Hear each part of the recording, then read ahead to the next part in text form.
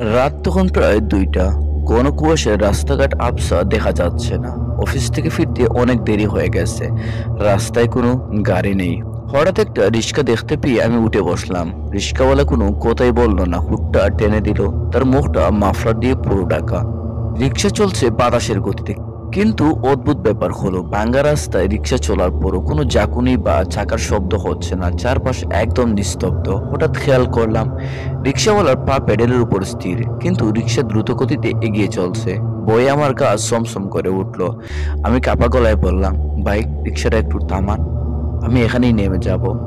রিক্সাওয়ালা কোনো উত্তর দিল না। হঠাৎ সে গাড় না ঘুরিয়ে তার মাথাটা সম্পূর্ণ 180 ডিগ্রি উল্টে দিকে ঘুরিয়ে আমার দিকে তাকালো। মাফলারটা সরে যেতেই দেখলাম তার মুখের চামড়া গলে পড়েছে এবং চোখে কোনো মনি নেই। সে ফিসফিস করে বলে, কবরে পৌঁছতে আর বেশিক্ষণ লাগবে না স্যার। আমি চিৎকার দিয়ে জ্ঞান হারালাম। পরদিন সকালে নিজেকে আবিষ্কার করলাম রাস্তার পাশে একটি পুরনো কবরস্থানের গেটের সামনে।